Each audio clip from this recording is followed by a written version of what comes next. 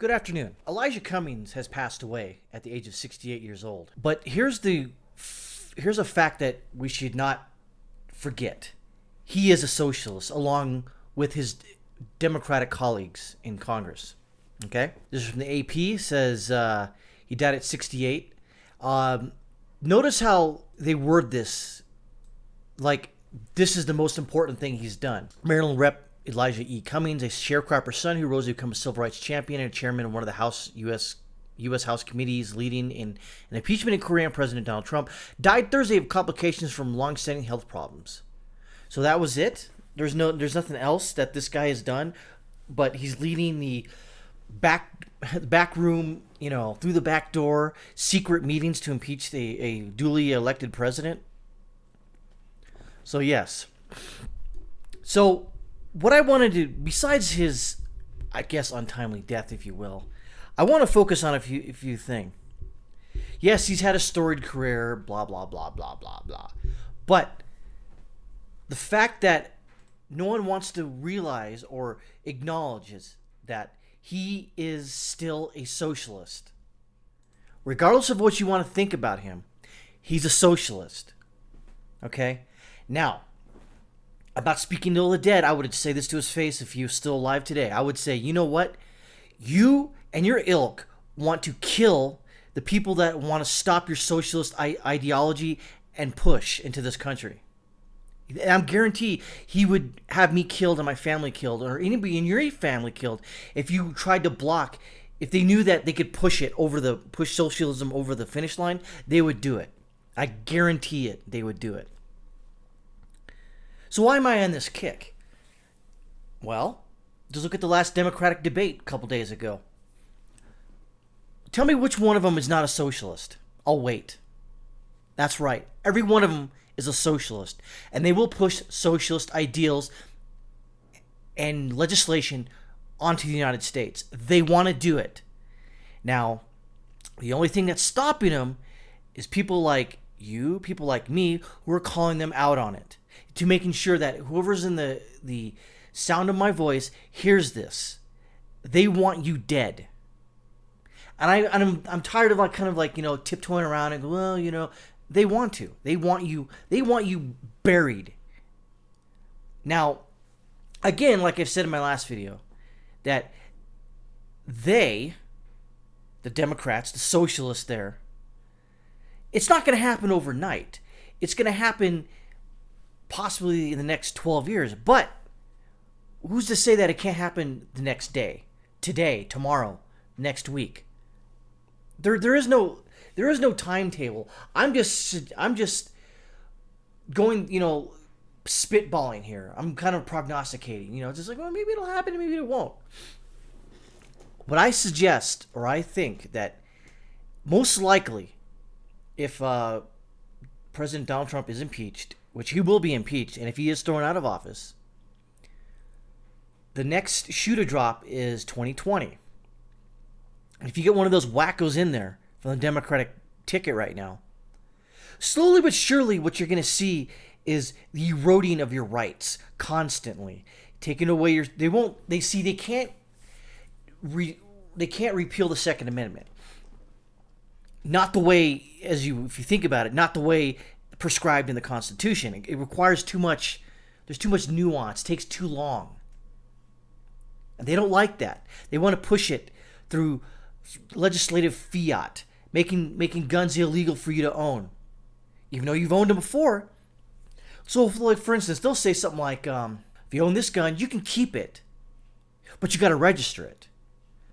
Well, how the hell are you supposed to register 400,000 guns? 400 million, excuse me. You can't.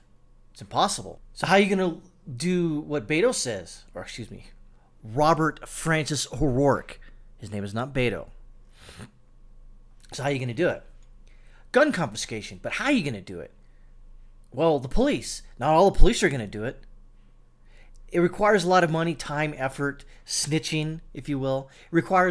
In another case, it requires a crisis to occur, if you will. Saying like there's a food shortage. Hey, you want food? Hand in some of your weapons. An AR-15 gets 5-pound bag of rice, or a a Glock pistol gets, a couple slabs of, couple servings of meat, if you will. Something like that. But give the Democrats an inch, they're going to take a mile. And this is what they're going to do. So, going back to Congressman Cummings, yes, he's passed away. But again, I don't want the media and his colleagues and his friends to dilute the fact that he's still a frickin' socialist. Now, I know what you're going to say. It's like, well, he's not really a socialist. Yes, he is. Has he called out his Democratic colleagues for being a socialist? No, he hasn't. So therefore, in fact, he's a fellow traveler. He's just riding the wave until which way the wave, if it comes into shore on socialism, there you go. He's a socialist now. If it doesn't, just keep riding that wave down the beach. Just keep riding it down. And then as the wave gets closer and closer, let's say you fall off the wave, not a problem. You go out there, find another wave, and you just keep riding that socialist wave. Hopefully you finally get to shore when it's at the right time. And this is the guy. He was just basically a fellow traveler. I got to read these notes because I was when I was thinking about doing this video, I was trying to get my thoughts in order, and I had a lot to say, and I was writing this down. I was like, well, maybe I really don't have a lot to say. Now, again, I want to preface this is that condolences to his family. However, he's still a socialist. That's what I'm trying to say. Because right now, the Democrats, as you saw on stage, they're telling you what they want. Or they're flat out telling you. Something Glenn Beck said a long time ago. He said that there will come a time and day when they're just going to come out and say, yes, I'm a socialist, I'm a communist. But at that time, they just weren't going to tell you that. They're like, oh, we're not like that. We're for the people. But now it's right out in the air. They're saying, people like Bernie Sanders, I'm a socialist. Now, Warren said she's a capitalist, but she's a socialist. Robert Francis O'Rourke, he's a socialist. Tulsi Gabbard, I'm sorry to say, socialist. Andrew Yang, sorry to say, socialist. And what do socialists like to do? Think about this for a second. What do socialists like to do in the end times?